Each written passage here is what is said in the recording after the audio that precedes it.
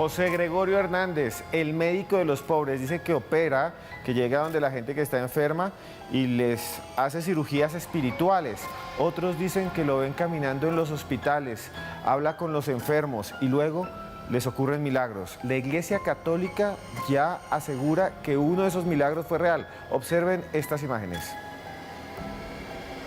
Estamos observando la beatificación de José Gregorio Hernández, el primer beato venezolano.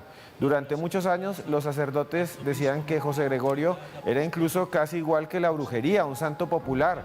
Ahora hace parte casi ya del panteón y el mismo Papa Francisco lo considera un embajador de la Iglesia Católica. Cirugías espirituales. ¿A usted se le ha parecido? Observe este capítulo hasta el final, donde vamos a presentarles imágenes y testimonios increíbles, solo aquí en Más Allá.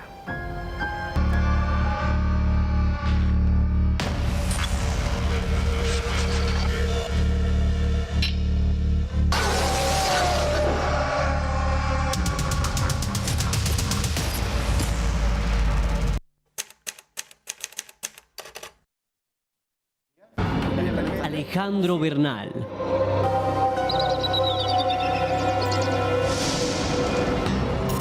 Yarley García.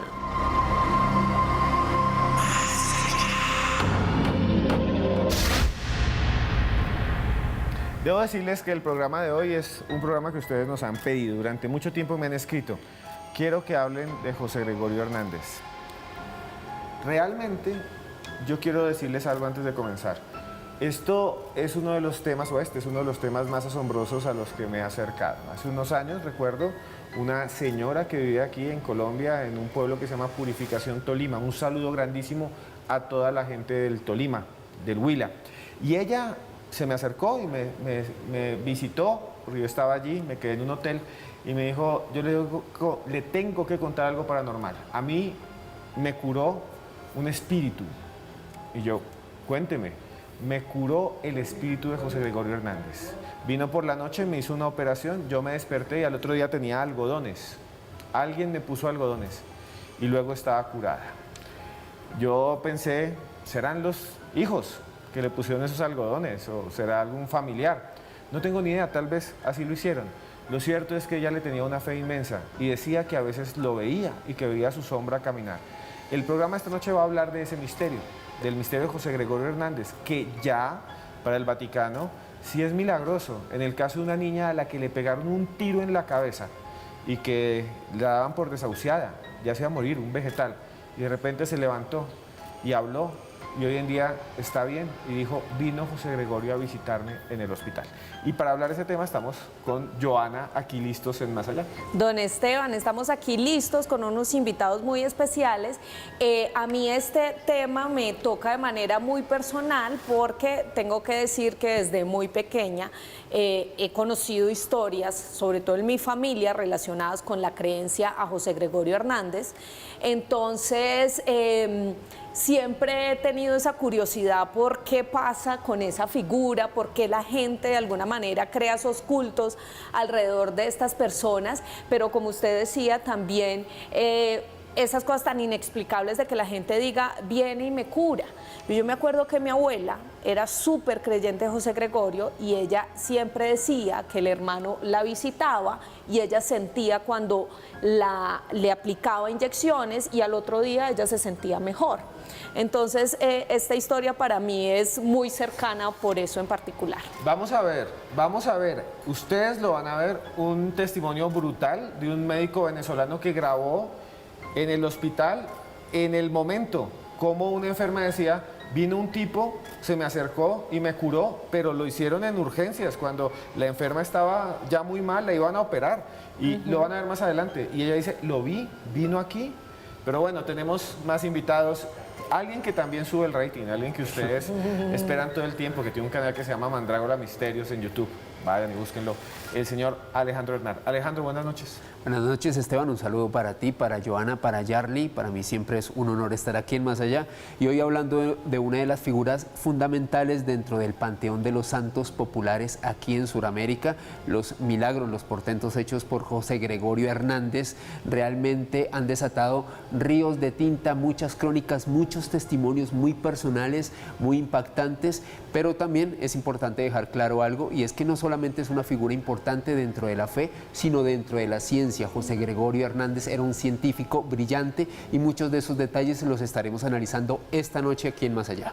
Y les vamos a hablar también de algo que no se ha hablado casi nunca. José Gregorio Hernández, aparte de que llevó el microscopio a Venezuela, estudió con de alguna manera, los estudiantes, los sucesores de Luis Pasteur en Francia. Fue hasta Francia y en París estudió con ellos. Aparte de eso, escribió unos textos muy extraños en donde decía que un ser de luz le hablaba y que le mostraba el futuro. Hoy van a conocer las supuestas profecías de José Gregorio Hernández. Y para hablar de eso también estamos con otra persona que siempre buscan ustedes, Yarly García. Yarly, gracias por estar acá. Esteban, Joana, bueno, muy chévere estar acá con todos ustedes. Es una historia maravillosa de alguien latino que beatifican, pero un beato humanista y laico que además tiene unas visiones bien interesantes. Me parece una figura muy enigmática, muy misteriosa, y bueno, va a ser un placer analizarla con ustedes. Si ustedes son de alguna manera devotos, síganos acá y escriban con el numeral de esta noche que está aquí. Si les ha pasado algún caso, cuéntenos. Y si quieren participar del programa en algún momento, ahí nos escriben y después los buscamos para que nos den su testimonio. Bienvenidos a Más Allá. Conozcan a José Gregorio Hernández.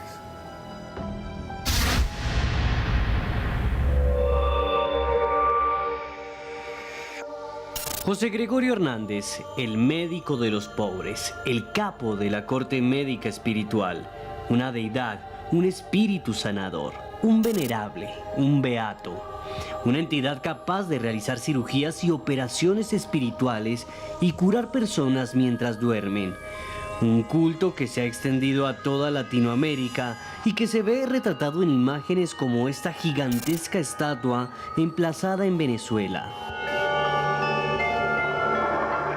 Presencias que son buscadas por fieles que aseguran haber experimentado curaciones milagrosas, como el testimonio de Alexander Hernández, quien afirma haber entrado en contacto con su espíritu mientras sufría una penosa enfermedad. El milagro en sí fue el 5 de octubre, que es cuando yo siento la presencia de él en el cuarto donde yo estoy. Dios mío, si tú me vas a llevar, llévame, pero quítame este dolor.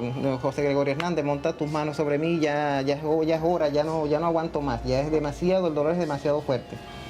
Me dan una pastilla y yo me acuesto a dormir. Cuando me acuesto a dormir, yo en el mismo sueño era como especie de una pesadilla, pero sí veía que pasaba alguien en el cuarto, iba, regresaba y así estaba. Y yo veía que pasaba, pero lo veía y no podía hablar nada. Al margen de las creencias populares, Hernández fue beatificado por el Vaticano el viernes 30 de abril de 2021 en Venezuela, desde donde irradia con su fe al mundo entero. ¿Quién fue José Gregorio Hernández? ¿Cómo aparece? ¿Cuáles son sus extrañas profecías? En Más Allá, abrimos la puerta del misterio. José Gregorio Hernández, el primer beato venezolano. Yarly, ya hablábamos aquí fuera de cámaras que se demoraron mucho en beatificar a José Gregorio Hernández, y es también porque su figura, a pesar de estar relacionada con la ciencia, porque era médico, como nos decía antes Alejandro, con los milagros, por eso pues obviamente lleva un proceso dentro del Vaticano para lograr ser beato, también tiene una relación muy estrecha con todo el tema del espiritismo y de la brujería que conocemos viene desde Venezuela. ¿Cómo es esa relación y esa mística, esa mezcla tan particular que hay ahí en todos esos ámbitos? Claro, hay dos cosas ahí. La primera es que cuando uno ve beatos y santos, generalmente uno ve gente que militó en la iglesia, que se apartó para el servicio de la iglesia, curas, monjas, y pues este señor era un humanista, pues jamás era un científico, pero era un tipo muy humanista que hizo mucha obra social, que si uno lo ve le gustaba el baile, le gustaba la juerga, o sea, un latino en todo el sentido de la palabra, entonces también rayaba un poco. Y lo otro es que durante muchísimo tiempo, antes de que se hiciera, por ejemplo, en algunos conventos y que digamos, estos encuentros con José Gregorio los administraran algunas monjitas, pues lo habían hecho médiums, brujos, que tenían sus lugares específicos y la gente iba y acudía por 20.000, 30.000 o menos dinero en su época para ser operados por San Gregorio, y esto pues era tomado por la Iglesia Católica como brujería. De hecho, el primer milagro que le ha certificado la Iglesia, que es el que nos estaba contando Esteban de Yatsuri Solórzano, pues ya es algo que la Iglesia tiene que decir, es que desafía totalmente a la ciencia, totalmente, y ya como que ratifican esto y sacan una postura, pero generalmente pues es por esa delgada línea que hay entre ese milagro y las artes de la brujería un poco, que la Iglesia pues obviamente iba a ser reticente en beatificarlo. Alejandro, usted nos estaba al inicio haciendo un poco el resumen de quién era José Gregorio Hernández, médico, fue hasta París, como nos dijo Esteban, a prepararse, pero además el tipo regresa a su país natal a trabajar precisamente por los más necesitados, sí, y por eso es que se le menciona como el médico de los pobres. ¿Qué más hay que decir de la historia de José Gregorio Hernández? Tenía una impresionante vocación de servicio hacia las personas más necesitadas, hacia las personas de condición más humilde. José Gregorio Hernández es conocido por haber fundado la primer cátedra de bacteriología de toda América. Estamos hablando de un hito científico muy importante en nuestro continente, un hombre pionero a comienzos del siglo XX en los estudios de microbiología, estuvo a la par de algunos de los discípulos de Luis Pasteur y de algunos de los más importantes científicos de Europa en aquel entonces, un hombre muy avanzado, un hombre no solamente con una fe muy férrea como nos describía Yarly, sino realmente con un conocimiento científico excepcional. Así es, pero a mí lo que me parece sorprendente del caso de José Gregorio Hernández es que tiene unas manifestaciones espirituales, sobrenaturales, que están como al límite de la realidad, que no pasan actualmente con otros santos católicos. Y son, por ejemplo, que se aparece, que camina entre los pasillos de las clínicas, de los hospitales, en algunos casos, y que interactúa con los enfermos, les habla directamente.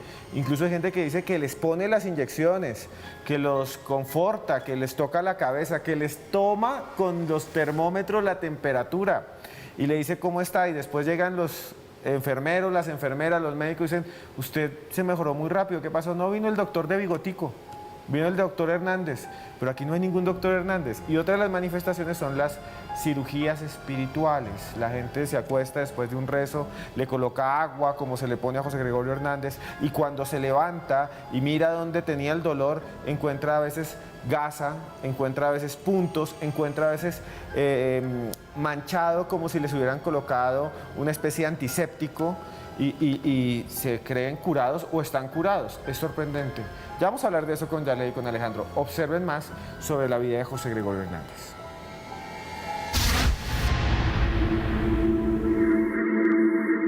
La historia de José Gregorio Hernández comenzó en 1864 en Isnotú, Venezuela, donde nació en medio de una familia culta y acomodada. Durante su vida se destacó como científico, médico y escritor. Graduado en medicina por la Universidad Central de Caracas, decidió regresar a su pueblo natal para atender a pacientes de bajos recursos, lidiando con enfermedades como la tuberculosis y el paludismo. Estudió en París, viajó por el mundo e intentó ordenarse sacerdote.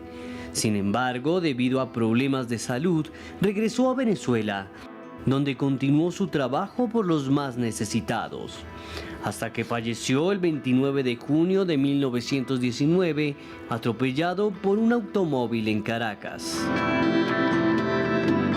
A partir de entonces, su espíritu comenzó a manifestarse en hospitales, donde muchos enfermos afirmaban verlo imponiendo sus manos y curando. Milagros como el sucedido en 2017, cuando Yasuri Solórzano Ortega, de 10 años, recibió un disparo de escopeta en la cabeza y sobrevivió sin ninguna secuela. Todos los médicos que la veían no me daban ninguna esperanza. Lo que me decían es que la niña se moría, que la niña se moría. Entonces, con Gregorio Hernández, la tocó de la cabeza a los pies y de los pies a la cabeza. Y me dijo, a ella no la voy a operar él, la voy a operar soy yo. Porque vengo, a mí me mandó Dios para acá para que yo hiciera la operación en la niña.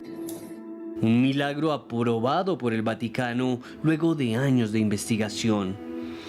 ¿Existe José Gregorio Hernández? ¿Cómo se manifiesta su espíritu? Lo analizamos aquí, en Más Allá.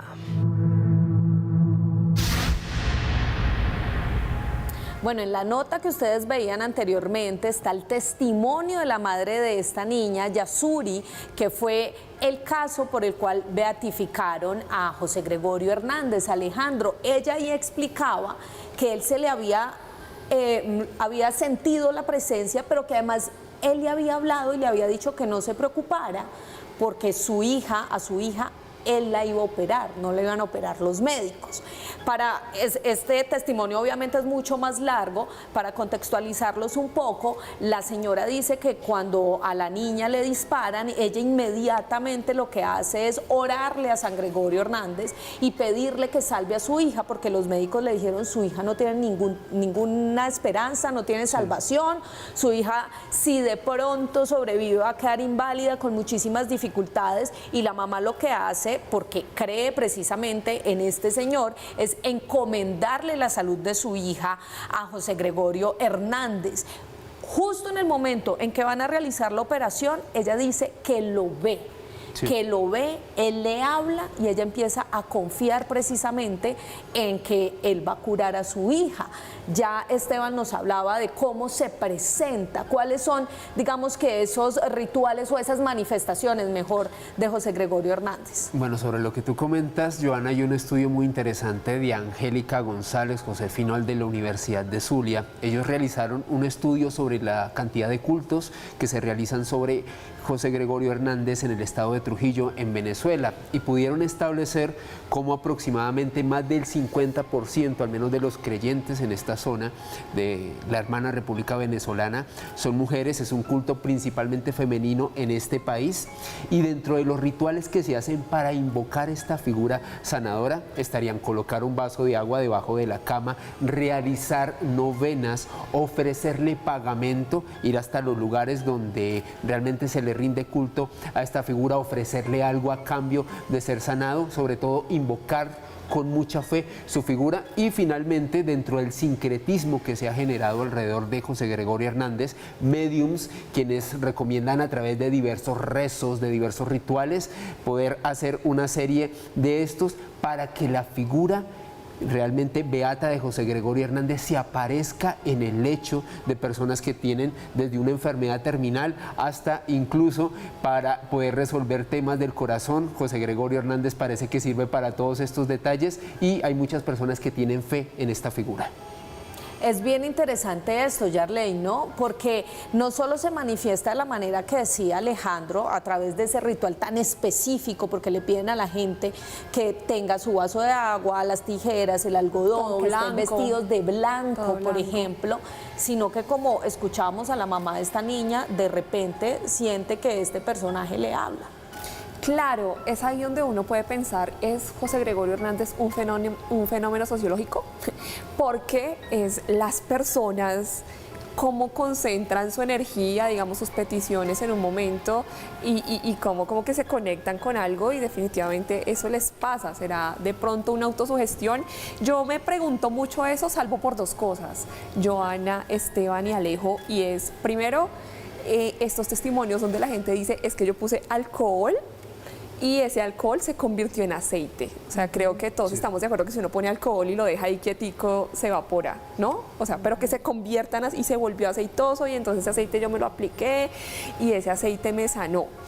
Y lo segundo, cuando la gente dice es que hay gasas con sangre o goticas de sangre o pequeñas cicatrices, y sí, me curé y viví 20 años más. Esas pruebas físicas me ponen a pensar un poco, pero de resto yo pensaría que también la concentración de esa creencia social de que este era el médico de los pobres, más o menos como cuando la gente va a rezarle a Leo Cop, ¿no? Y va, ay, por favor, dame plata, Pero, digamos, acá en un término más científico y en este tipo de cirugías psíquicas que también se ven en otros personajes casualmente de Latinoamérica y que son muy llamativas. Entonces uno se queda ahí pensando en esa línea entre lo desconocido o lo sociológico.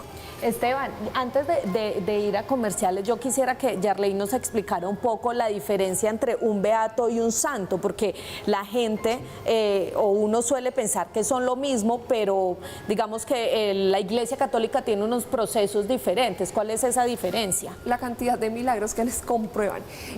O sea, un beato es cuando entra, digamos, y una persona que ha llevado una vida digamos, caminando con Dios y dentro del catolicismo, de buenas obras, le pueden comprobar un milagro. Pero entonces un milagro es cuando la Iglesia, como estábamos hablando detrás de cámaras, manda unos investigadores. Esto es un proceso que se tarda años y años, donde ellos pueden decir y afirmar que esto sí está en contra de la naturaleza, que en la razón y en las leyes naturales ese acontecimiento no pudo haber sucedido, que pasa también un poco con los exorcismos, que la gente dice, ay, pero ¿por qué el padre no me hace un exorcismo? ¿Por qué? Porque ellos se cuidan mucho de que no tenga una explicación científica lo que está pasando, ¿no? Y ahora está esperando casualmente el señor José Gregorio que o él no, más bien sus fieles y sus creyentes, que haya un segundo milagro, y con ese milagro José Gregorio Hernández pasaría al santoral de la Iglesia Católica. O sea, ya no solo como una persona, digamos, que tuvo algo excepcional, unas virtudes, sino ya como alguien apartado por Dios y que seguramente para los católicos ya pasaría oficialmente a ser un objeto de culto. Bueno, señores, nos vamos a comerciales. Después de comerciales, quédense ahí porque vamos a ver unas imágenes increíbles. Vamos a ver imágenes de un supuesto milagro en vivo más adelante, sí, quédense ahí. Y también vamos a hablar de un extraño escrito que dejó José Gregorio diciendo que lo visitó un ser de luz y que ese ser de luz lo llevó a otro mundo, a otra dimensión, y le mostró cosas increíbles que podrían ser el futuro. Profecías de José Gregorio Hernández. Por ahora los dejamos con este libro de Calixta Editores. Aquí lo tienen, Isabel o las Rosas, Isabel o las Rosas, una novela muy interesante de Bernardo Betancur Sierra, que se la regalamos a Yarley García. Y este otro libro que se llama de Eduardo Tovar Murcia, Cuando la culpa se apague. Cuando la culpa se apague. Y ya volvemos, porque lo mejor viene después de comerciales, es más allá. Hoy te le regalo otra cosa a Alejandro.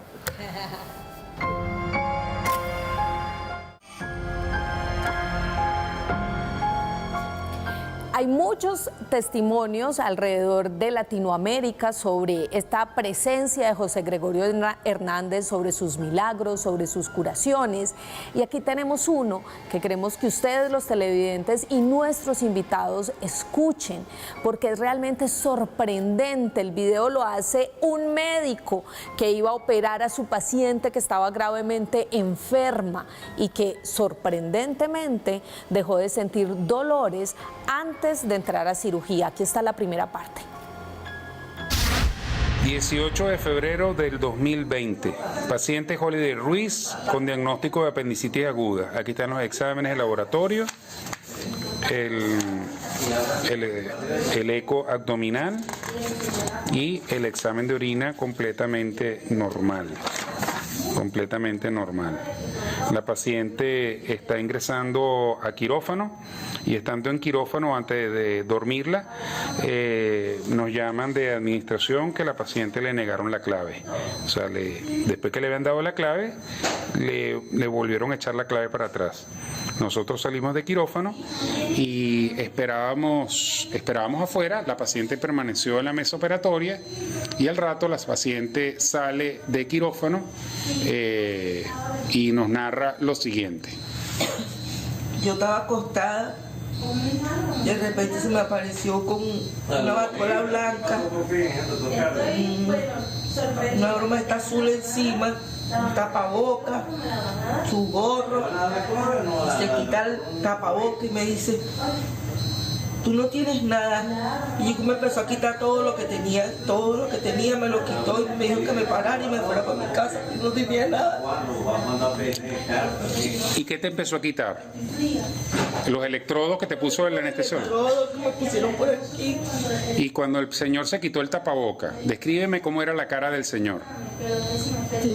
Blanco, de bigotes negros, ni tan alto ni tan bajito.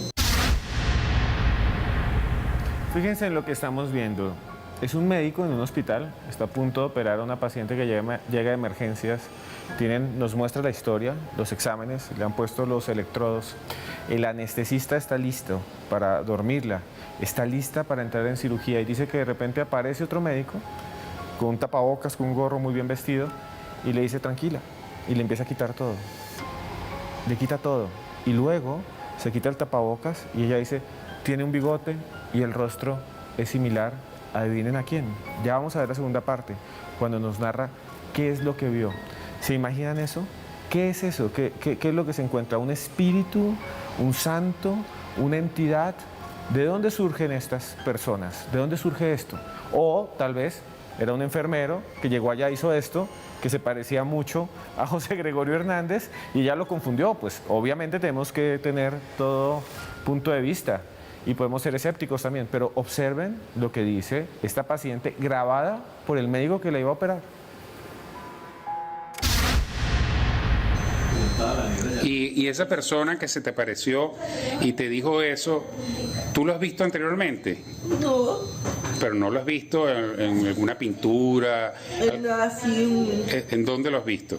Yo lo tengo en mi casa, así en cerámica. ¿Y cómo se llama ese señor? José Gregorio Hernández. O sea, que se te apareció José Gregorio Hernández y te dijo que yo no tenía nada que me parara de ahí. Bueno, la paciente nosotros la examinamos nuevamente y la paciente no tiene dolor absoluto. Cuando tú ingresaste aquí a la clínica, cuenta qué era lo que tú sentías. Que no me podían ni siquiera tocar, yo sentía como si me estaban reventando por dentro. ¿Qué no te podían tocar? ¿El abdomen? El abdomen. Yo sentía como si me estaban reventando por dentro, el dolor en la pierna inmenso, tenía ganas de vomitar, mareo de cabeza y me sentía de todo. Y cuando saliste ahorita de quirófano caminando, después que el señor José Gregorio Hernández te quitó todos los electrodos y te dijo que te levantara, que tú no tenías nada, ¿qué pasó con el dolor? No me dio dolor para pararme, yo me paré y todo tranquila y caminé hasta aquí afuera y todo tranquila, sin dolor y sin nada. ¿Y ahorita tienes dolor? No. No tienes dolor. Nosotros la examinamos y realmente no tiene dolor. Ella salió caminando por esta puerta. Nosotros estábamos parados aquí, el anestesiólogo, el cirujano ayudante y la instrumentista, y ella vino de allá caminando del área quirúrgica y nosotros la encontramos aquí y ahí fue cuando le preguntamos que por qué te habías venido y ella nos narró lo que acabamos ahorita de documentar. Un testimonio impresionante que lo deja uno realmente pensando qué es lo que pasa, Alejandro. ¿Usted qué opina de este caso? Porque una cosa es que la señora esté sola y cuente que le pasó eso, pero que esté el médico, el cirujano, el anestesiólogo, que vean que la señora no se podía ni siquiera mover del dolor y de repente sale de la sala de cirugías, le hacen unos exámenes, dice que ya no tiene ningún tipo de dolor y que fue curada por una especie de espíritu que se le presentó. Sobrecogedor, Joana, realmente un testimonio impactante. La mujer en el estado emocional en el que se encuentra realmente se nota muy afectada, se nota muy sorprendida, no solamente ella, sino el galeno que está siguiendo este procedimiento. Y este caso me hace recordar a uno que fue documentado hace unos años por parte de medios de comunicación en Venezuela, Lía Fernández, una mujer de 90 años que, de acuerdo a su testimonio y al de su familia, ha sido curada curada en 2 oportunidades de un cáncer por parte de José Gregorio Hernández. En primera instancia, esta mujer se curó de un cáncer en 1999, tenía unos tumores en el hígado, se le aparece esta figura mientras ella está durmiendo, se le acerca, luego los médicos le hacen exámenes, se determina que estos tumores desaparecieron y 20 años después, nuevamente esta mujer vuelve a desarrollar otro cáncer y nuevamente se vuelve a curar de forma milagrosa. Junto a ella y al de la paciente que estábamos observando, testimonios sobrecogedores e impactantes sobre personas que se curan de manera milagrosa. Yarley, y es que sin duda también como que la fe mueve montañas, eso es algo que todos decimos, creamos o no, es algo que no se puede explicar también, ¿no? En este caso específico, ¿qué la sorprendió a usted? Y se lo pregunto porque yo sé, y aquí los televidentes también que ya la conocen, usted es un poco escéptica quizás de estos casos, pero realmente el testimonio, y como le decía Alejandro, que los médicos sean testigos de esto, es lo que realmente lo pone a uno a pensar en el misterio que hay alrededor de esta figura.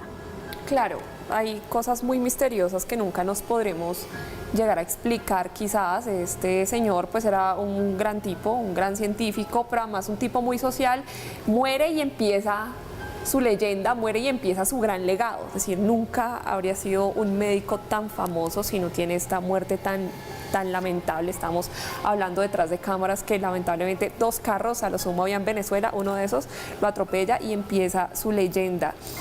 Valdría la pena pensar si en una tierra como Venezuela o Latinoamérica, que es tan dada a los santos y a todas estas creencias particulares que las tienen tan arraigadas y ponen tanto su fe ahí, pues si eso no puede realmente influir en la mente de las personas. O sea, hay muchas cosas de la mente humana que nosotros no hemos llegado a escudriñar.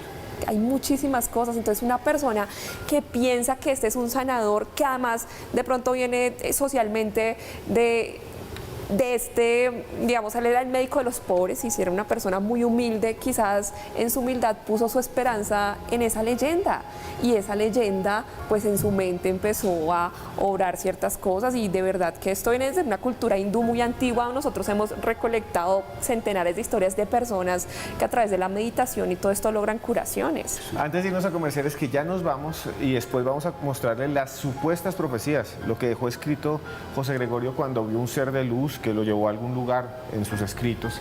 Quiero preguntarle a Yarley lo siguiente: para muchos católicos en su momento, sacerdotes católicos, pastores protestantes e incluso para académicos serios, José Gregorio Hernández era una manifestación espiritista, de brujería incluso. Muchos sacerdotes dijeron, esto es brujería, él no es un santo, no le recen, porque solamente los santos son los que dice la iglesia, y por muchos años estuvo perseguido el culto.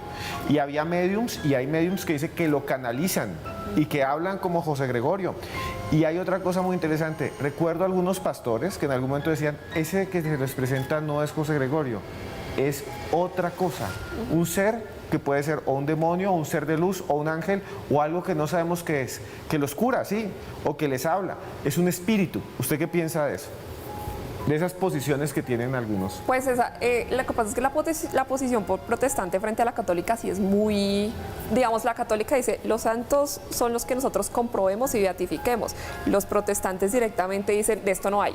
Son diablos, son demonios, de eso no son hay, ángeles. o sea, nadie se comunica, además porque en la Biblia hay una parte que dice no haya entre vosotros quien use la brujería ni invoque a los muertos, ¿no? La Biblia es muy clara. Entonces los protestantes se pegan mucho de ahí, no hay invocación de muertos. Si un muerto viene y habla con usted, pues no es un muerto, los muertos están o en el cielo o en el infierno, y lo demás son entidades espirituales demoníacas. Bueno, nos vamos a comerciales, ya venimos con las profecías de José Gregorio. Los dejamos con este libro de Fiona Barton, se llama Uno de los Nuestros, de Planeta Editores.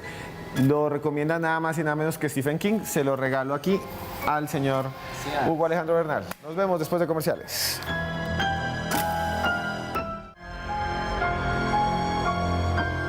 Continuamos en Más Allá en esta noche en la que hablamos de José Gregorio Hernández. Ya hablaremos de las profecías que supuestamente dejó escritas cuando él dice que vino una especie de ser de luz que le habló Lo dejo escrito en una especie de ensayo o cuento que muchos creen no es un ensayo ni un cuento, sino es su testimonio de un encuentro con algo que no sabemos qué es. Pero antes de comenzar y hablar de las apariciones, Joana tiene una historia que vivió ella misma desde pequeña con una persona. No se le puede contar nada, ¿no? Con una persona que era un medium canalizador de José Gregorio Hernández. Ya sabemos que muchas personas, a diferencia de otros santos, nadie va a canalizar a San Francisco de Asís. Hay gente que sí, pero no en la tradición católica rígida, ortodoxa. Esto es nuevo para el catolicismo, digamos. Hay mucha gente que dice que el espíritu de José Gregorio entra dentro de él y entonces habla. Sí, los famosos mediums, y en este personaje es muy habitual ver esto, pero sí, yo me acuerdo que estaba muy pequeña y junto a una prima, su abuela, la abuela de ella, era muy ferviente de este culto. Había una persona en el pueblo del cual yo soy, que es de la Tebaida Quindío, que tenía precisamente un centro de estos de José Gregorio, entonces hacían todo un ritual y tenían montado, digamos que todo este proceso cuando la gente iba allá, y nosotras estábamos acostumbradas a ir porque la señora era muy constante con esta creencia, y con mi prima pues íbamos porque éramos dos niñas que iban a acompañar a la abuelita. El caso es que habían sesiones que eran muy normales en las que las personas que estaban enfermas se presentaban ante este señor que era el medium.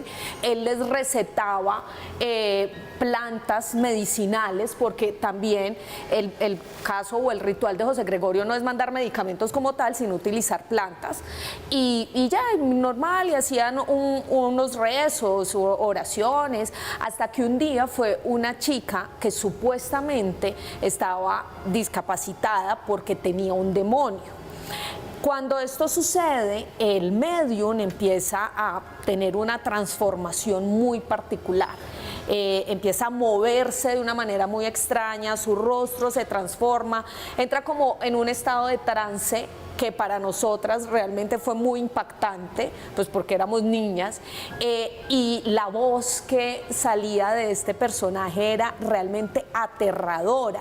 Mientras este personaje estaba en ese proceso de trance, la niña que estaba en una silla de ruedas también tenía unos comportamientos muy particulares, se movía, gritaba, entonces fue una cosa demasiado impresionante. Desde entonces Joana se dedica al misterio. Ya saben por qué me dedico a esto. Vamos a ver más sobre José Gregorio Hernández, sobre sus formas de manifestación. Después hablamos un poco del trance y de las posibilidades que tenemos los seres humanos de entrar en ese estado y esto tan sorprendente. Observen.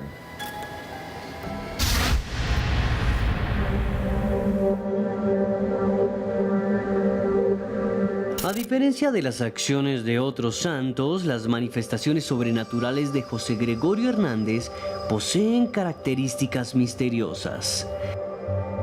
En Venezuela se afirma que habla y atiende a los enfermos y luego desaparece.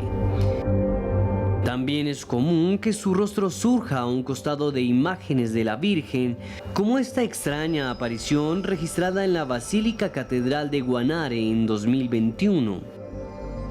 En Colombia y Ecuador son muchos los que aseguran haber sido operados en las noches mientras duermen. Gasa, hilo y otros objetos aparecen sobre los cuerpos de los devotos. El poder de José Gregorio los protege. Como afirma Juana de Ávila, una mujer de 74 años del departamento de Magdalena. Recuerdo que un día, él en 1972 se me presentó porque yo tenía un hijo enfermo. Y él me llegó con una cocumita así, como esta, con agua. Y me dijo, dale esta agua que tú mañana amanecerás. ¿Qué poderes ocultos residen en el médico de los pobres? En Más Allá, abrimos las puertas del misterio.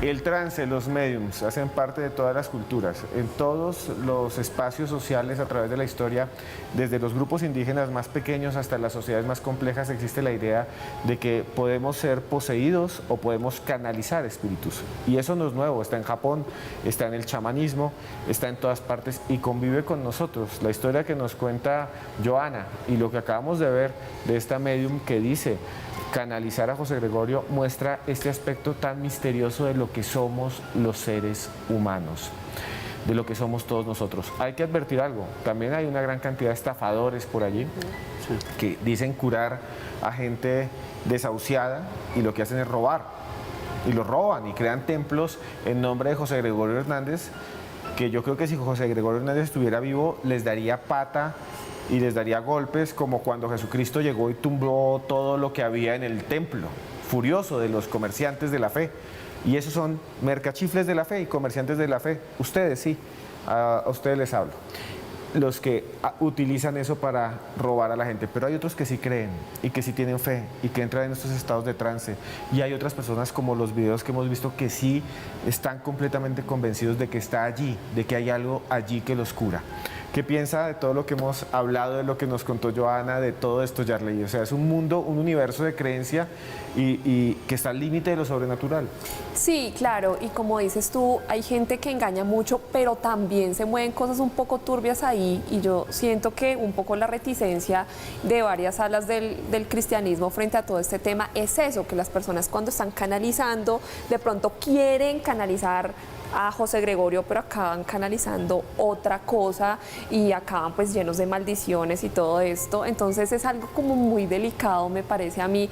Sin embargo, me parece una historia maravillosa el hecho de que justamente un humanista y un laico sea un beato, alguien a la que la gente apele cuando tiene algún problema, y sobre todo algún problema de salud. Me parece una historia maravillosa, una historia de la cultura latinoamericana increíble. Alejandro, y es que aquí hay una cosa muy interesante, y aquí estamos al límite de lo paranormal, porque estamos ya frente a un santo que para muchos entra en el cuerpo de algunas personas y habla directamente, y para otros lo pueden ver, los toca, o sea, esto no lo hace casi ni siquiera la Virgen María. En muy pocos casos la Virgen aparece, da un mensaje como luz, baila el sol, pero muy pocas veces entran caminando a los hospitales, y en muchos lugares de Latinoamérica casi que hay un caso al mes de alguien que dice: José Gregorio subió las escaleras, me tocó la puerta por la noche, me tomó la temperatura.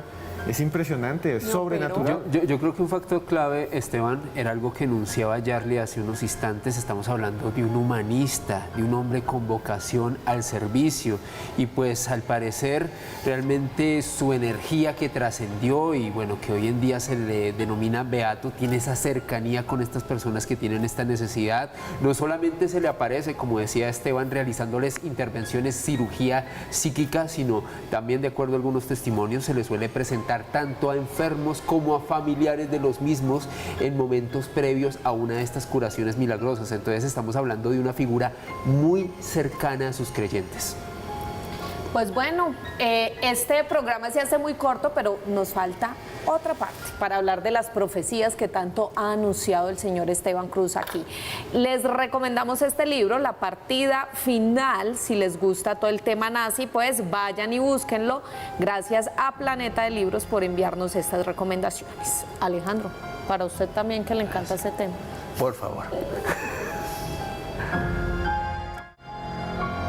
Continuamos en Más Allá, en esta noche en la que hablamos de José Gregorio Hernández, de sus manifestaciones, de eso que de alguna manera rodea a este nombre en toda América Latina, de sus apariciones, de la forma en cómo obra, como dicen sus seguidores, obra curando. Pero hay cosas que la gente no sabe, hay cosas que son todavía más misteriosas en su vida, y se las vamos a contar en pocos segundos. Antes de eso, si a usted le gusta este programa, Más Allá, y lo está viendo en YouTube, denos like ya mismo, recomiéndenlo. Y si le gusta esto, hay algo que es igual a Más Allá, pero en podcast, se llama Los Audios de Cruz Escribiente. Escriban ya, Los Audios de Cruz Escribiente en YouTube, ahí lo encuentran y lo siguen, es completamente gratis y es Más Allá, pero en podcast. Y les quería contar que José Gregorio también escribió, como decía Yarley, fue un humanista, hacía poemas, cuentos, y en una revista que se llamaba El Cojo Ilustrado empezó a publicar una serie de relatos.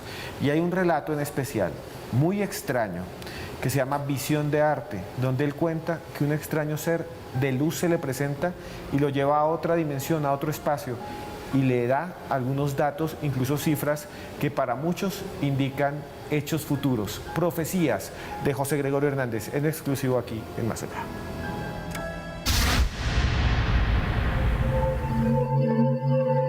Existen personas que afirman que José Gregorio Hernández dejó escritas extrañas profecías, textos encriptados entre los ensayos y cuentos que publicó en 1912 en El Cojo Ilustrado, una revista de intelectuales caraqueños y latinoamericanos. Se trata de versiones místicas en las que se narra la supuesta destrucción del mundo y una extraña fecha.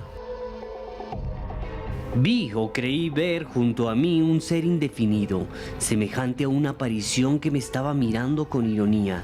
Su vestido blanco era como una amplia túnica que se movía como si fuera impulsada por el viento, y de tal manera disimulaba sus formas que me era imposible distinguir si ese ente que estaba en mi presencia era hombre o mujer, y oí claramente la voz de un granuja que gritaba en la calle: para el miércoles, el 4359. Versos que parecen estilizadas figuras literarias, aunque muchos aseguran que se trata de complejas profecías. ¿Qué extraños misterios ocultan los escritos de José Gregorio Hernández? Lo analizamos aquí, en Más Allá.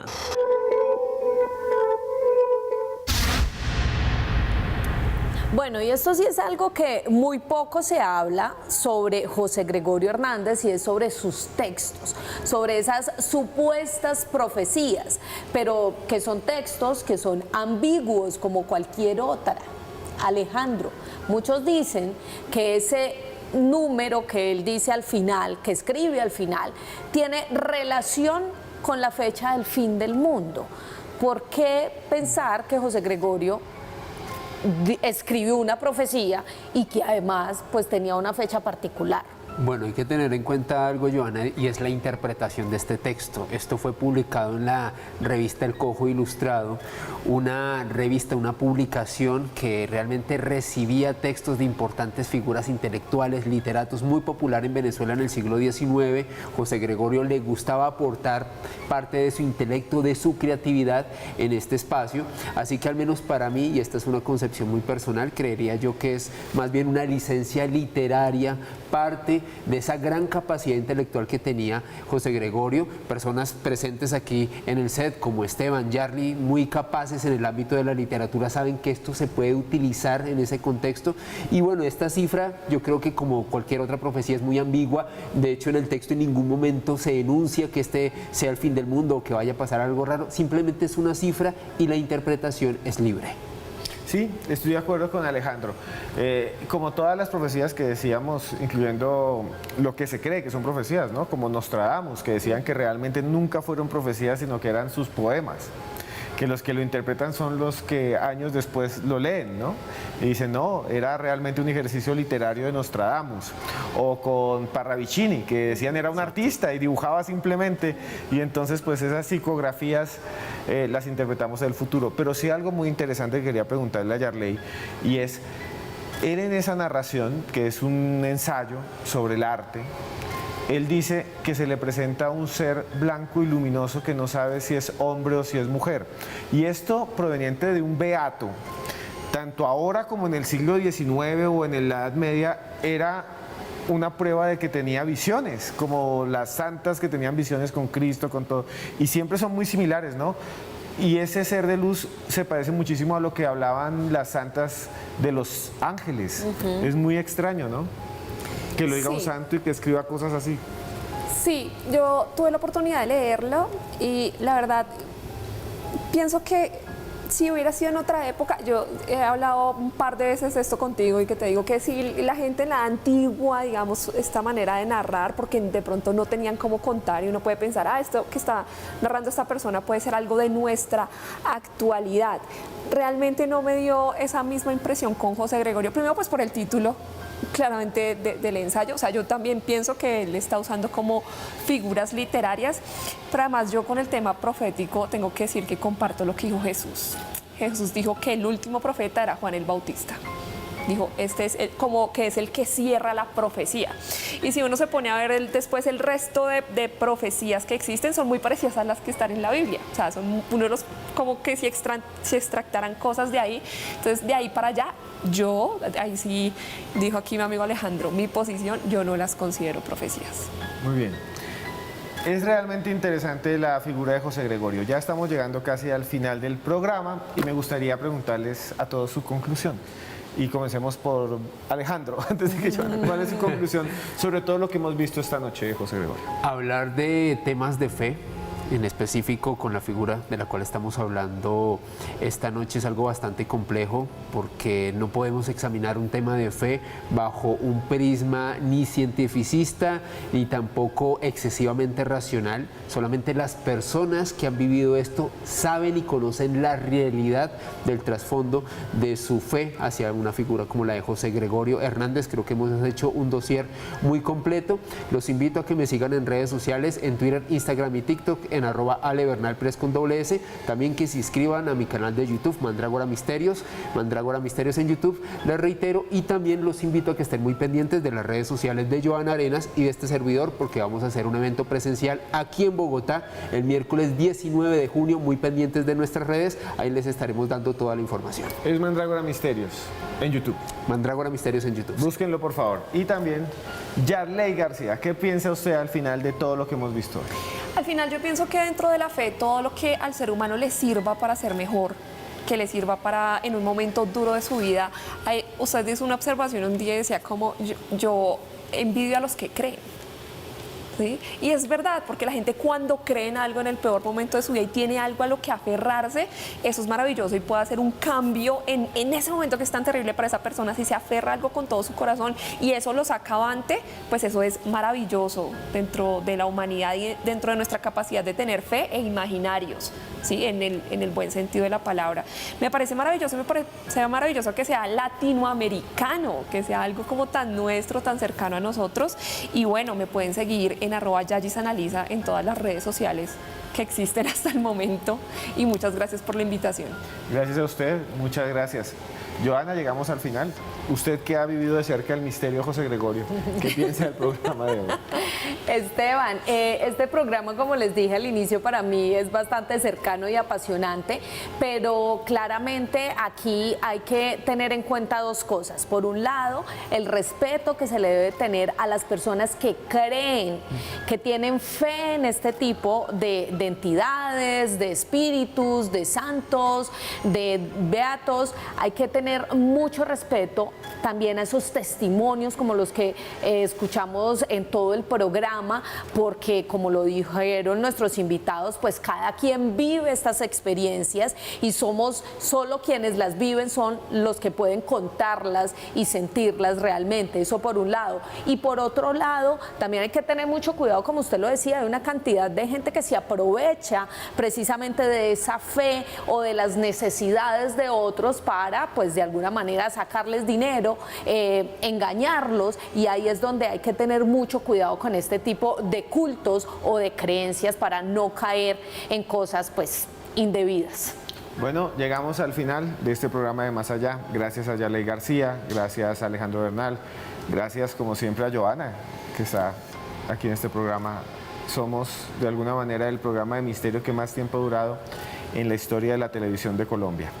Y quería decirles al final una reflexión sobre este tema.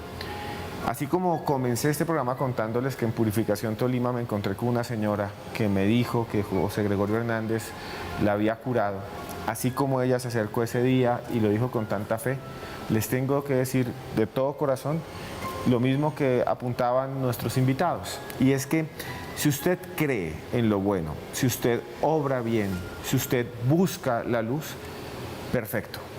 Si su fe va hacia la búsqueda de la luz y la búsqueda del bienestar suyo y el de las personas, no hay ningún problema. El problema es cuando las personas se aprovechan de esa fe y la usan para manipular, para abusar, para robar a otros. Y eso sí que está mal. Siempre vaya por el camino del bien, siempre ayude a sus amigos, siempre esté con las personas que ama. Siempre, siempre busque la luz. Desde aquí, desde más allá, los acompañamos en todo lo bueno. Y desde aquí les decimos que los queremos mucho. Hasta pronto.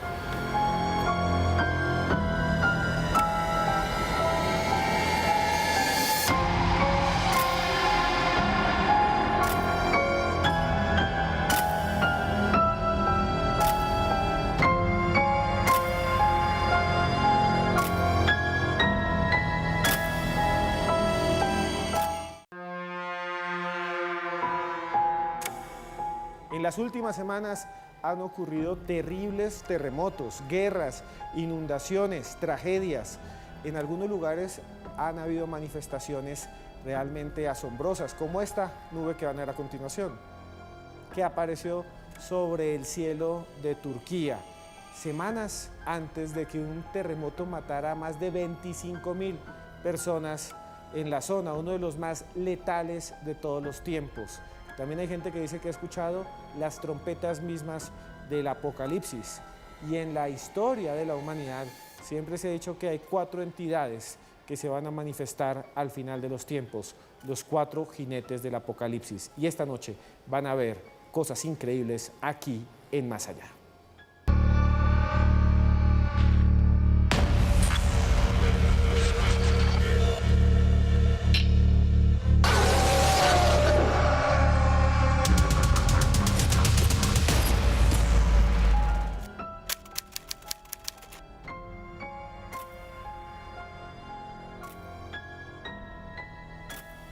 Rubiela Hernández, Lourdes Gómez,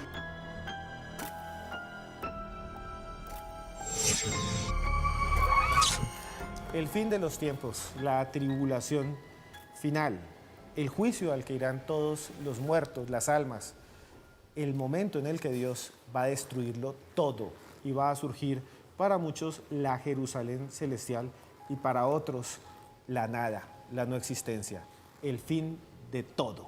Hoy vamos a hablar de eso porque dicen que hay unos espíritus, unas entidades, para otros unas figuras simbólicas que representan esa devastación y esa destrucción y son nada más y nada menos que los 4 jinetes del Apocalipsis, que además muchos dicen ya están aquí, están presentes, que hay manifestaciones de ellos. Vamos a tratar de entender qué significan y dónde aparecen. Así que muchas gracias por estar aquí, los queremos muchísimo, ¿cierto, Joana?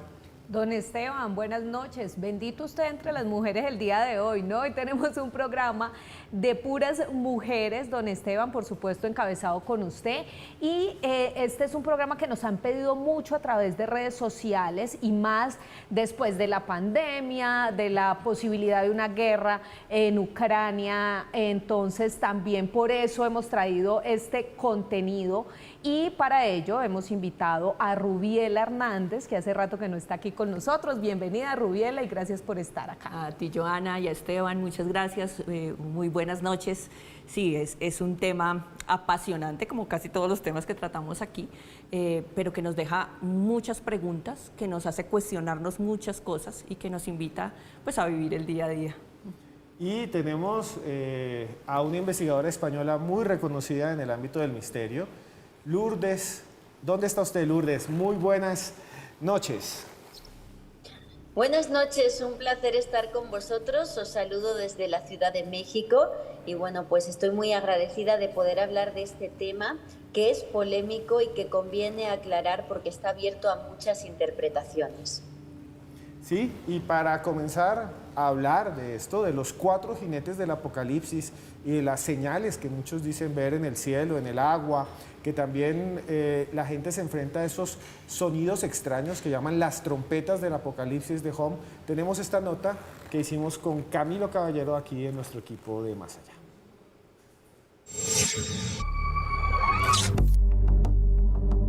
El fin de los tiempos, el Armagedón, el apocalipsis, el momento en que la humanidad dejará de existir en medio de guerras y cataclismos. Una imagen aterradora narrada por Juan de Patmos, el Apocaleta, quien fue atormentado por profecías aterradoras en el siglo II después de Cristo. Ángeles que derraman copas y rompen sellos, causando sufrimiento y dolor. Monstruos que flotan sobre el cielo en caballos destinados a destruirlo todo. Los 4 jinetes del Apocalipsis. Criaturas que han inspirado a centenares de artistas como Albrecht Dürer, quien realizó este aterrador grabado en 1511. Hombres y mujeres son atormentados y sufren entre sollozos. ¿Cuál es su historia? ¿Quiénes son el caballo negro, el blanco, el amarillo y el rojo? Lo analizamos esta noche en Más Allá.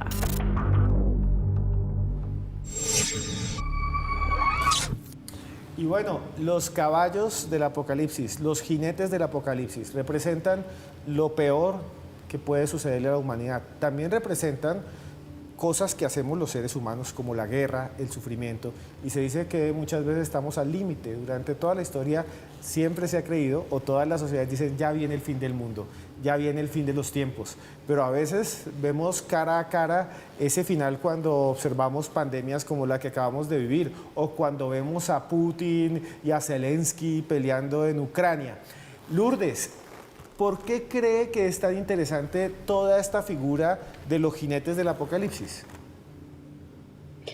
Es interesante, Esteban, porque se trata de una alegoría, como bien dices, de una representación a través de esos 4 caballos de los males que asolan al mundo y que podrían provocar el fin de los tiempos.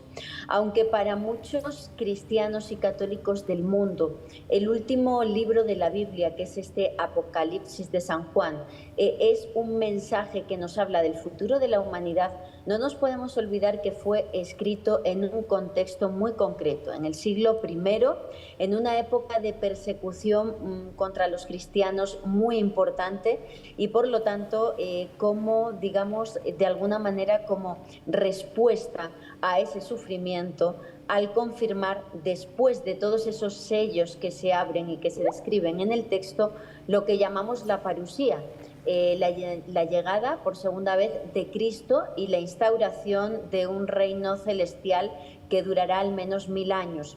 Por lo tanto, tenemos esas 2 formas de interpretarlo, como un texto perteneciente a un contexto muy concreto de la historia, o bien, como muchas personas piensan, como el anuncio de lo que está por venir. No nos olvidemos que esos 4 caballos son desatados en el texto por el propio Cristo, es decir, es un castigo divino hacia los males de la humanidad.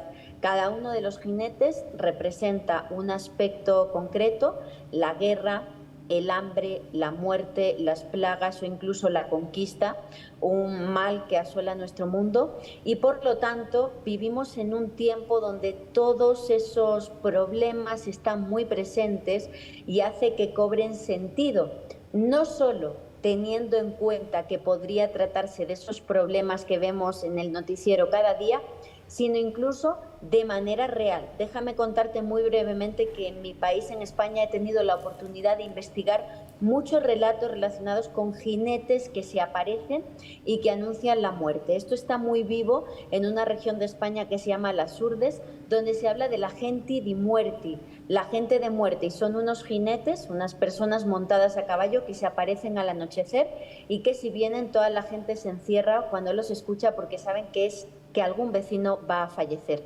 Y esto viene de ese imaginario colectivo, ¿no?, que provoca el Apocalipsis desde el siglo I.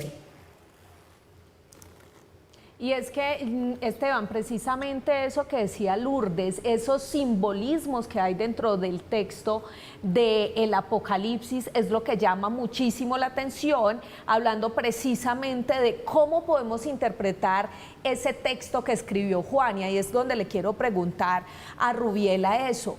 ¿Qué tan real o qué tan al texto nos podemos apegar para poder entender e interpretar ese mensaje que dejó Juan?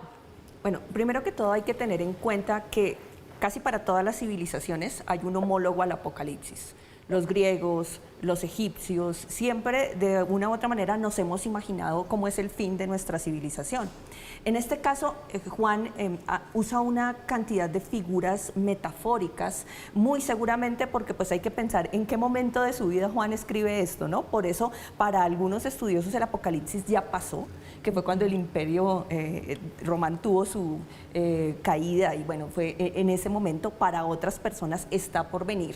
Y en este sentido, según lo que tú me preguntas, se divide esto en dos grandes grupos. Las personas que creen que literalmente sucederá tal y como está escrito, es decir, que verán aparecer a los caballos con los jinetes y que se verá, será evidente para todo el mundo, pero otras personas dicen que allí subyacen son elementos en donde podemos interpretar, y por eso es que el Apocalipsis tiene tantas interpretaciones. Las personas dicen que, algunos dicen, el primer caballo, que es el caballo blanco, es el caballo de la conquista, y el que viene allí es Jesús. Otras personas dicen, no, el que viene allí es el anticristo. Ese es el problema un poco con el tema de que sea de tan libre interpretación. Cada quien termina interpretando pues muy seguramente según sus creencias, su contexto, su espacio, pero lo cierto es que sí, la pregunta de si seguirá la humanidad existiendo pues subyace ahí bajo el texto. Bueno, vamos a continuación a ver cada uno de los jinetes. Se los vamos a explicar aquí en Más Allá, no se pueden perder el resto del programa porque les vamos a contar cada uno de los símbolos que están detrás de cada uno de ellos. Y además vamos a ver algunas señales que para muchos son las que vienen con el Apocalipsis, que las estamos viviendo según muchos. Por ejemplo, las trompetas en el cielo y muchas otras cosas más. Observen al caballo blanco.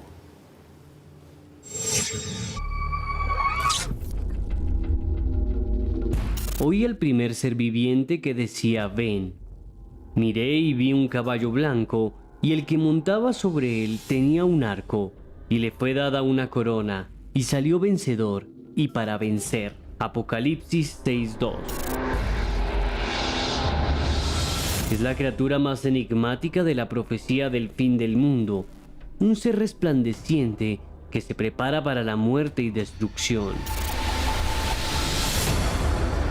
Hay quienes creen que el jinete del caballo blanco es Jesucristo, que viene a preparar el juicio final, mientras otros consideran que representa la lucha de la iglesia contra la maldad.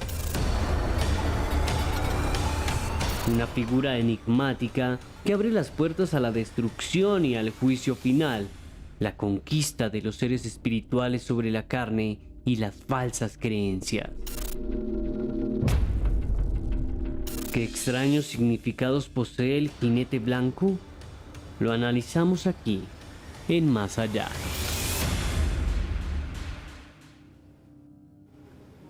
Lourdes, el jinete blanco, o también conocido como la peste.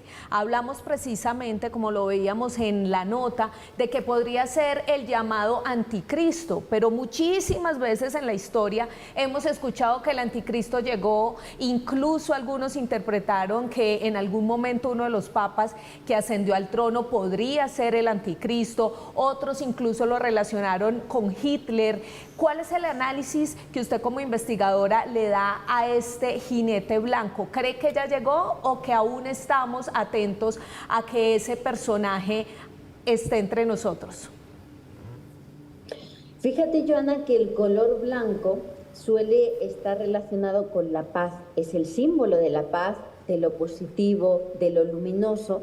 Entonces, es digamos, el caballo o el jinete más controvertido. De ahí que haya personas que piensen que es algo malo disfrazado de algo bueno cuando hablamos del Papa o los antipapas, y ha ocurrido en muchas ocasiones a lo largo de la historia de la Iglesia, pero no nos podemos olvidar que también hay muchos peligros que podrían provocar el fin de la humanidad y que están asociados con el color blanco. Es el llamado infierno blanco. Ocurre, por ejemplo, en una catástrofe nuclear, cuando todo queda cegado, la vista, la visión, por una gran explosión, Ocurre también, por ejemplo, en el caso de los asteroides, que es otro de los elementos que se asocia mucho con el fin del mundo, ¿no? La aparición de una luz muy fuerte en el cielo que supone pues un peligro extremo para los humanos. Entonces, tendríamos que ver que el blanco no está representando algo positivo en este caso, sino el primer sello que se abre de los 7 y que acaba pues con el fin tal y como conocemos en el mundo. Pero también tenemos que tener en cuenta que a lo largo de la historia han ocurrido hechos, sobre todo en contexto bélico, y se habla del caballo blanco y su relación con la conquista, de apariciones de extraños personajes que descienden del cielo y van en un caballo de color blanco y ayudan a un bando u a otro a masacrar al contrario. Esto ha ocurrido en pasajes que recogen los cronistas, como por ejemplo en la matanza del Templo Mayor aquí en México, pero también, por ejemplo, en la conquista de Chile, en la fundación de la ciudad de Santiago de Chile, o incluso en España. Se ha interpretado históricamente que se trata del apóstol Santiago a caballo ayudando, digamos en este caso, al bando español. Y todos estos avistamientos extraños proceden de la creencia de que ese jinete blanco podría ser Jesucristo ayudando a hacer justicia. Sí, y eso es lo que quería yo apuntar y preguntarle un poco a Rubiela, porque aparte de que muchos piensan que es el antipapa o el anticristo, muchos dicen que es el mismo Jesús de Nazaret que viene a barrer con el mundo, que realmente el primer jinete del Apocalipsis, que es el jinete blanco, que es el más enigmático y más extraño, representa eso, la gran destrucción. Otros dicen que es la gran roca que va a caer y va a barrer con todo. Es un poco ambiguo, ¿no? Porque los otros que vamos a ver son aterradores. Ver un jinete negro en el cielo, uno rojo, pero uno blanco y luminoso, uno dice, esto está muy bien y después destruye todo, ¿no? Además, es que es esa ambigüedad precisamente por lo que en la Biblia, y como bien lo decía Lourdes, el color blanco no representa eso que nosotros, las asignaciones que le estamos dando a este caballo. Entonces, por eso la ambigüedad, ¿no? de pensar si de verdad si es Cristo o si es el anticristo, y si es Cristo porque está contra su propia obra, que es lo que algunos teólogos dicen, Cristo no puede irrumpir contra su propia obra ni contra sus propios hombres. Entonces, es un poco extraño, tal vez porque el texto, pues definitivamente lo deja abierto. Por eso también las interpretaciones que tiene con la peste. Y pues de aquí, obviamente, tan cercanos, tan salidos del COVID de hace nada y de todas las implicaciones que tuvo eso, pues muchas personas tienden a creer que sí, que definitivamente es el desarrollo de los sellos y que sí estamos pasando por esa época. Pues mire, Esteban, Ruby y también Lourdes, este es el primer jinete y parece que genera un efecto dominó. Después de este sello empieza a salir el siguiente y ahí va como de mal en peor la cosa. Ya lo vamos a analizar en nuestro siguiente bloque, y antes de irnos a comerciales yo les quiero recomendar este libro que se llama Quiero entrevistar al diablo. Es una versión particular de Daniel Tres Palacios en la que actualiza su primera edición y además tiene 2 nuevos temas que seguramente les llamará la atención para todos los que les gustan los fenómenos paranormales. Ya regresamos en Más Allá y recuerden seguir escribiendo con nuestro numeral de hoy.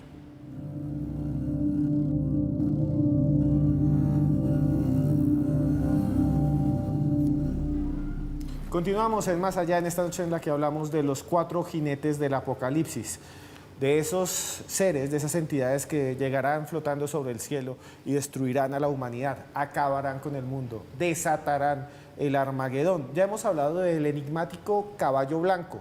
Lourdes nos ha contado cómo desde hace cantidad de siglos la gente ve estas criaturas en medio de batallas, estos seres que parecen venir de los cielos y ayudan a alguien a matar y a masacrar a otros.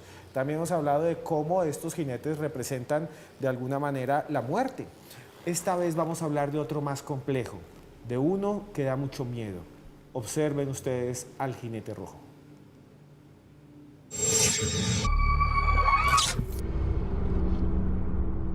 Cuando abrió el segundo sello, oí al segundo ser viviente que decía, ven. Entonces salió otro caballo, rojo. Al que lo montaba se le concedió quitar de la tierra la paz para que se degollaran unos a otros. se le dio una espada grande. Apocalipsis 6:3. Las bombas, la muerte y la destrucción. El jinete rojo representa la guerra. Conflictos que han asolado al mundo y que amenazan con la extinción de la humanidad. Algunos profetas modernos creen que esta profesión está ligada al infierno o a una guerra nuclear que puede desatarse en cualquier momento. Exterminio que podría suceder el día de mañana en Ucrania, Irán, Corea del Norte o Israel. ¿Es el jinete rojo el símbolo de nuestra autodestrucción? ¿Podrá la humanidad detenerlo? Lo analizamos aquí, en Más Allá.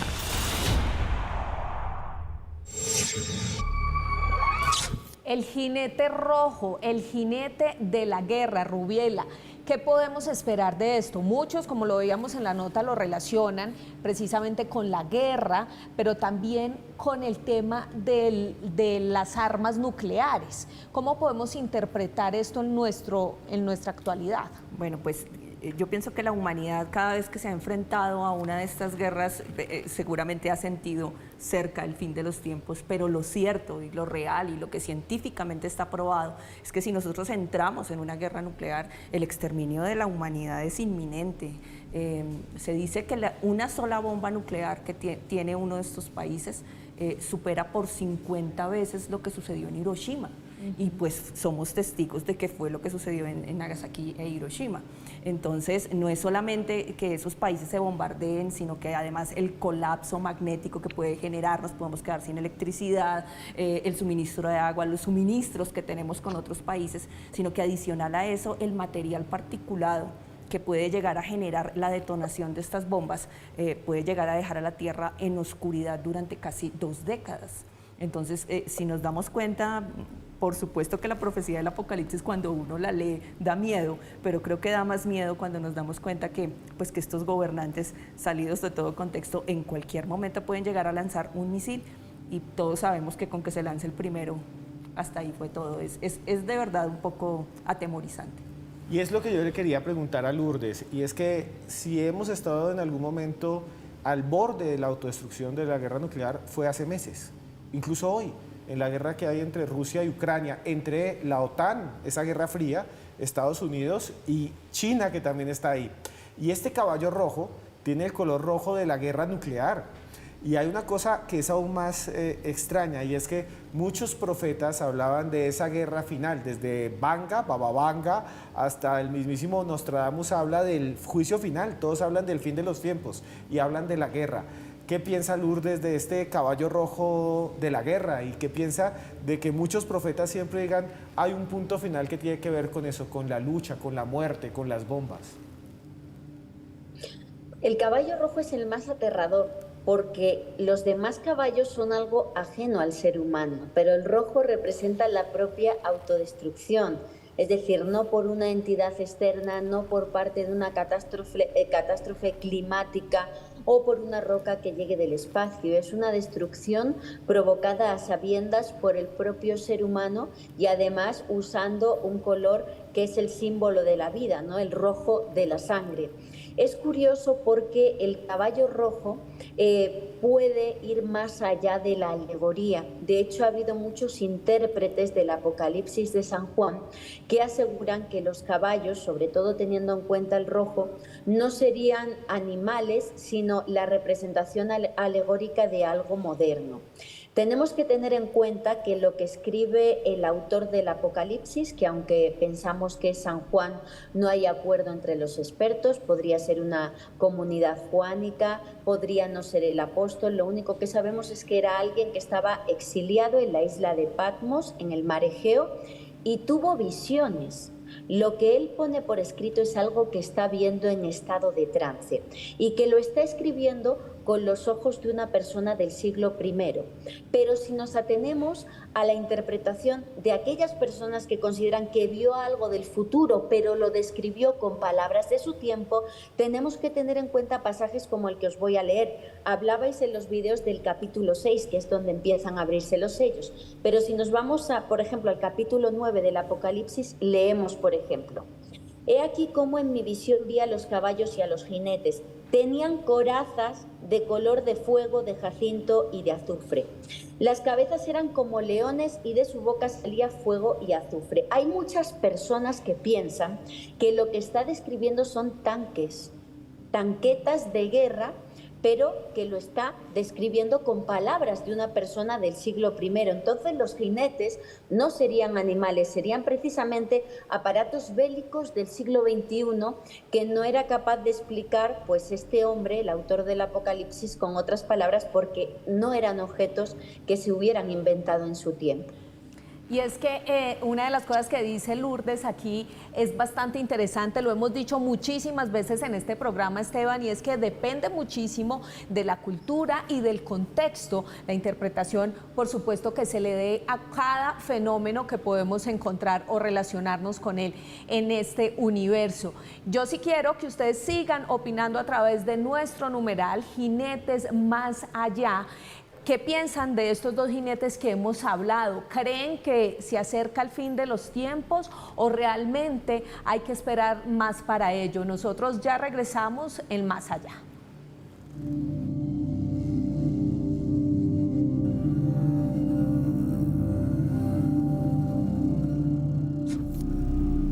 Nos acercamos al fin de los tiempos. Es el caballo negro el que vamos a ver a continuación, el que de alguna manera va a regar la tierra de dolor, de muerte, de destrucción. No lo sé, pero profetas, antiguos escribas han hablado reiterativamente de esta figura, de esta entidad que aparecerá sobre los cielos. Antes de ver una nota sobre eso, quiero decirles dos cosas. La primera, si les gustan estos temas, busquen también en YouTube los audios de Cruz Escribiente, es un canal que tenemos también de podcast, así como Más Allá tiene estos programas, pueden escuchar también ahí en YouTube, escriban los audios de Cruz Escribiente. Y la segunda, este tema lo escogimos porque ustedes lo solicitaron aquí abajo. Si usted está viéndonos en YouTube, denos like y además recomiende este contenido. Si no, me puede buscar como @cruzescribiente en Instagram y también en Twitter. Observen entonces, abran la mente porque ya llega el caballo negro.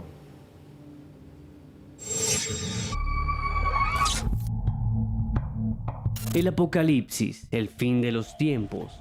El caballo negro es el que más miedo produce. Se trata del tercer jinete de la profecía y simboliza la hambruna. Cuando abrió el tercer sello, oí al tercer ser viviente que decía: ven. Miré y vi a un caballo negro. El que lo montaba tenía una balanza en la mano. Apocalipsis 6:5. En la actualidad, muchos religiosos aseguran que el calentamiento global, la sobrepoblación mundial y la deforestación nos dirigen a décadas marcadas por plagas y hambre.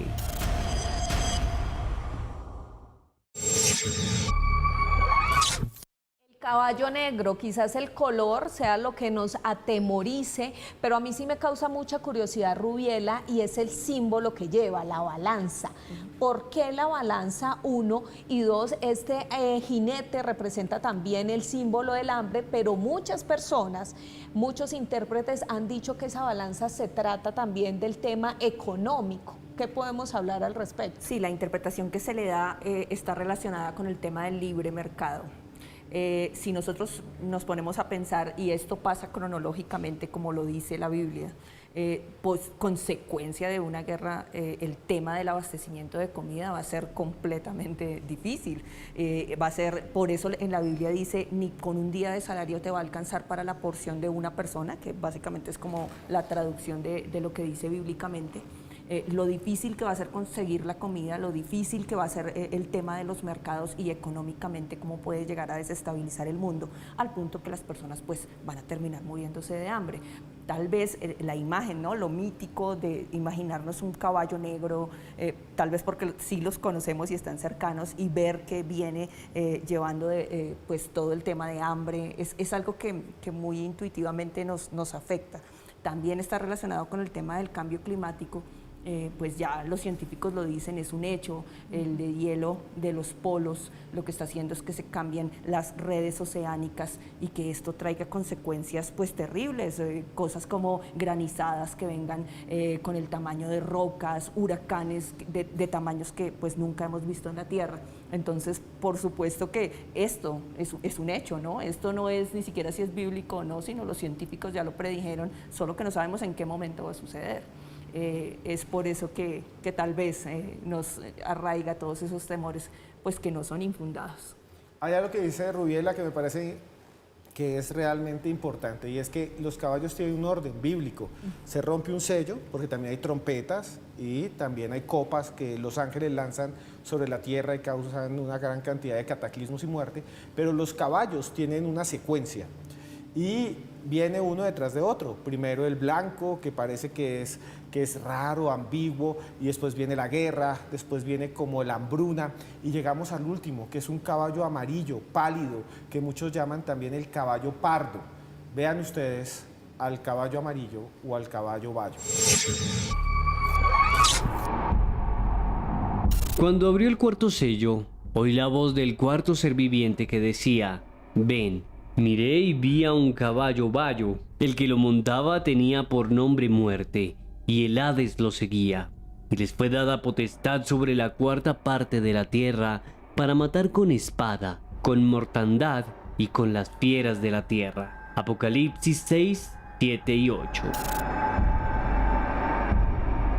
El cuarto y último jinete se llama Muerte. De todos los jinetes, es el único al quien el propio texto explícitamente da un nombre. Muchos consideran que es el más aterrador de todos los presagios. Una criatura destinada a destruir la vida de ancianos, niños y jóvenes. Un destructor cósmico que podría relacionarse con la caída de un asteroide o una pandemia. El resultado es el mismo. Al final la gente y la humanidad mueren. A pesar de ellos, muchos creen que esta visión representa un renacimiento y la posibilidad de trascender, porque la muerte llevaría al cambio y al sueño de los justos. ¿Qué enigma se esconde el jinete pálido? Lo analizamos aquí, en Más Allá.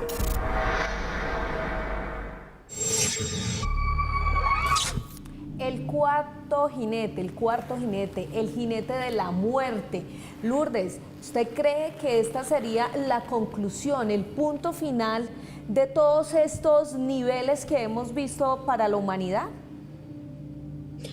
Es más bien, Joana, la sucesión lógica de todos los sellos, la sucesión cronológica.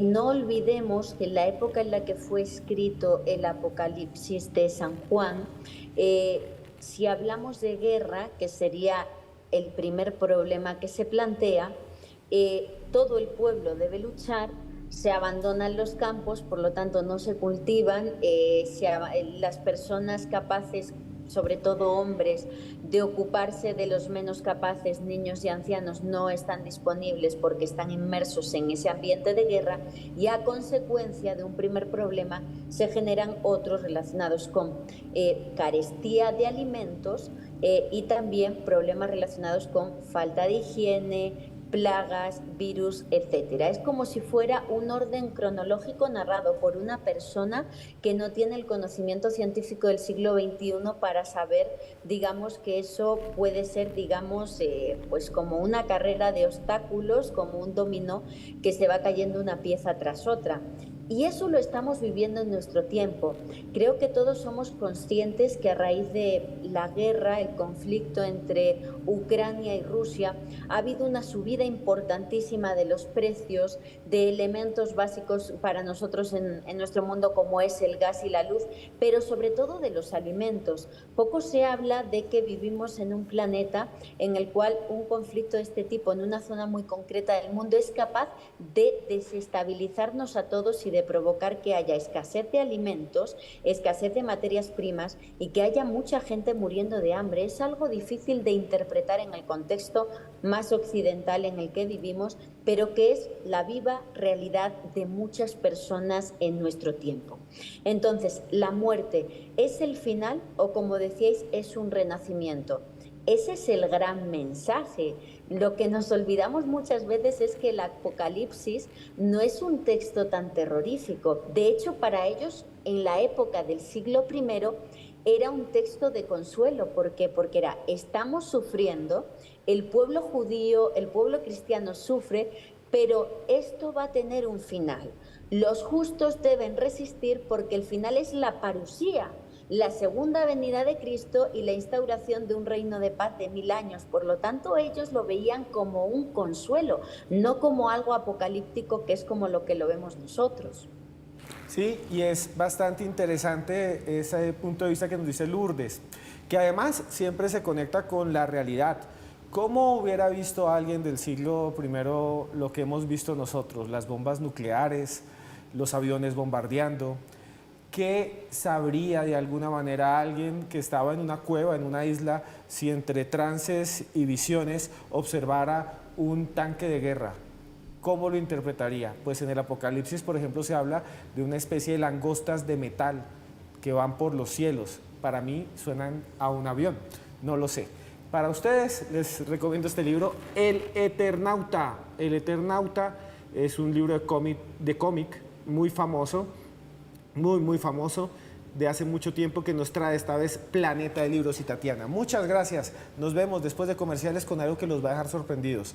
Algo que muchos dicen abre la puerta al apocalipsis que ya está aquí. Y nos vemos en Más Allá.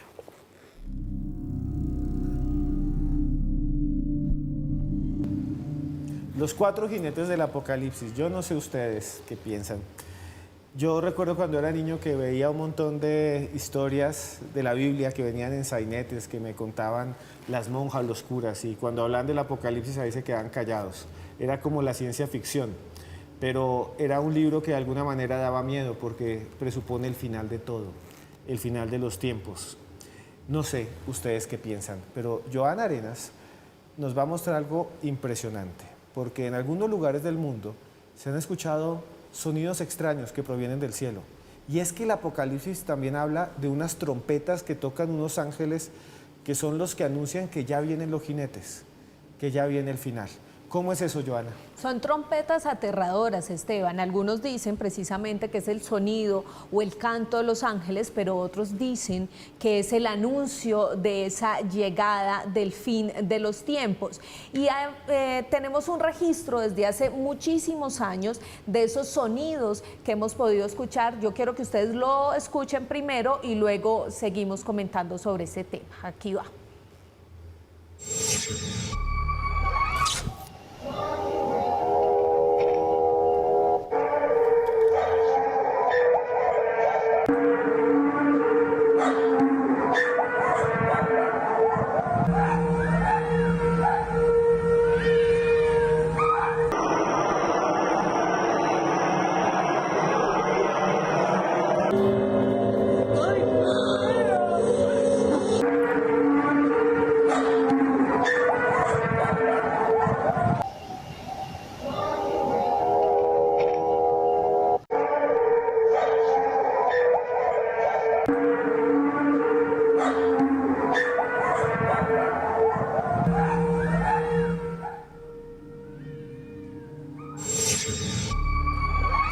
Un sonido aterrador, un sonido que actualmente conocemos como the hum o el zumbido, precisamente por el efecto que podemos escuchar. Se ha empezado a registrar en nuestra actualidad en 1970 en Bristol, que es quizás el sonido más famoso que hemos tenido hasta el momento. Sin embargo, como ustedes veían en ese video, alrededor del mundo, en diferentes fechas, hemos podido detectar ese sonido que es muy similar. en diferentes partes del mundo, en ciudades y en países completamente alejados. Y yo sí quisiera preguntarle a Lourdes precisamente por este sonido, Lourdes, porque muchos lo asocian precisamente con las trompetas del Apocalipsis, con ese anuncio a la llegada de estos 4 jinetes de los cuales hablamos durante todo el programa. ¿Qué podemos hablar, Lourdes, sobre este zumbido o dejún? No podemos olvidar, Joana, que el sonido ha sido un medio de anuncio de mal presagio desde tiempos inmemoriales. Aquí en Latinoamérica, por ejemplo, el llanto de la Llorona es algo anterior a la llegada de los españoles, es un mal presagio de origen prehispánico y nos habla de esa asociación entre el sonido y algo negativo. No tiene por qué ser siempre negativo si tenemos en cuenta que en la mayoría de casos de contacto con entidades ajenas a nuestro mundo, la experiencia empieza precisamente a través de un sonido como de un zumbido de abejas. Es algo que cuentan muchos testigos de contacto cercano, de encuentro cercano con objetos voladores no identificados y sus tripulantes, pero también incluso en contextos religiosos. En el caso de apariciones como la Virgen de Fátima en 1917, cuando los niños videntes aseguraban que la experiencia de ver a esa entidad femenina iniciaba con un sonido como si fuera un zumbido de abejas. Sin embargo, en nuestro tiempo, ese sonido conocido como The Hum, que se ha escuchado en distintas partes del mundo, ha sido interpretado como la señal de un nuevo sello de esas trompetas del Apocalipsis de San Juan. Dejadme que os cuente una experiencia muy personal. Aquí en México tenemos un lugar muy misterioso, la zona del silencio, un lugar que está en medio del desierto donde ocurren todo tipo de fenómenos y en más de 40 kilómetros a la redonda estás en la nada, no hay civilización, ni pueblos, ni ciudades. Pues en uno de mis viajes de investigación a este lugar estábamos acampando en la noche y escuchamos The Hum. Éramos unas 40 personas y fue algo aterrador. En mitad de la noche era un sonido metálico, un chirrido metálico que se movía de manera circular alrededor del campamento. ¿Y sabéis qué? Fue el último campamento que pudimos hacer porque a las pocas semanas llegó la pandemia. Para nosotros fue un presagio aquel sonido de lo que estaba por ocurrir. Qué interesante historia, Lourdes, y es que precisamente quiero hablarle a Rubiela de esto. Como lo decía muy bien Lourdes, es un presagio a ciertas situaciones. Y en Colombia, en las crónicas de la antigüedad, también tenemos un referente de este sonido, y es el tiempo del ruido. Aquí, durante una fecha de junio de 1687, pues se presentó este ruido por unos 15 minutos, calculen esto, en la ciudad, en Santa Fe de Bogotá en ese entonces, y por supuesto a la medianoche, calculen ustedes los ciudadanos cómo reaccionaron a este evento. Rubiela, ¿usted tiene alguna referencia de este hecho? Sí, pues de hecho hay un registro muy interesante que dice que después de ese sonido que se escuchó de manera prolongada, vinieron varios de los temblores que terminaron con partes de Bogotá y que estaban relacionadas también con maldiciones de sacerdotes y bueno, las historias alrededor de las crónicas que se desarrollan en Bogotá.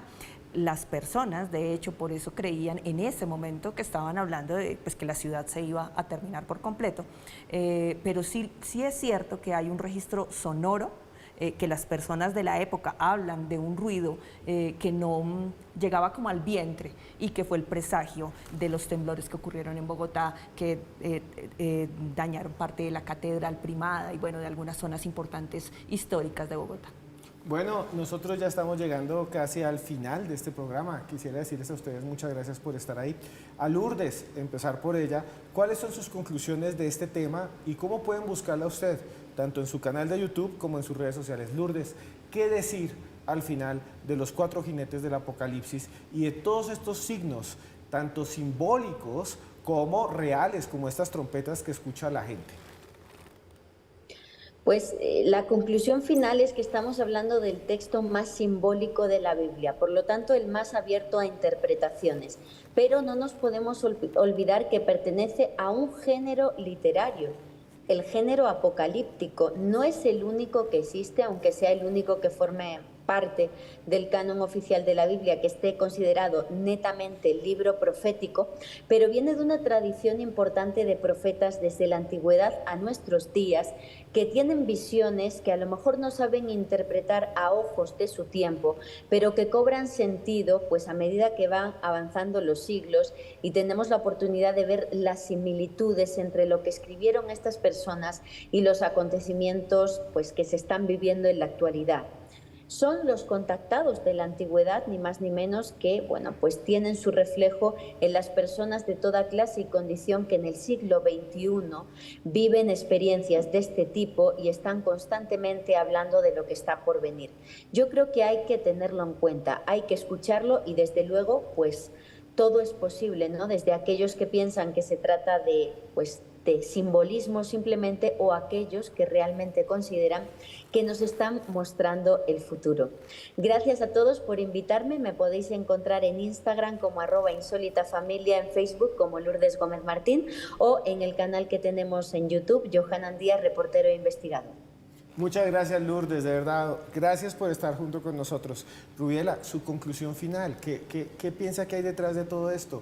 ¿La gran roca va a caer? ¿Son visiones de profetas de la antigüedad o son simplemente símbolos? ¿Y cómo la pueden buscar ahora que usted también va a lanzar dentro de algún tiempo un libro?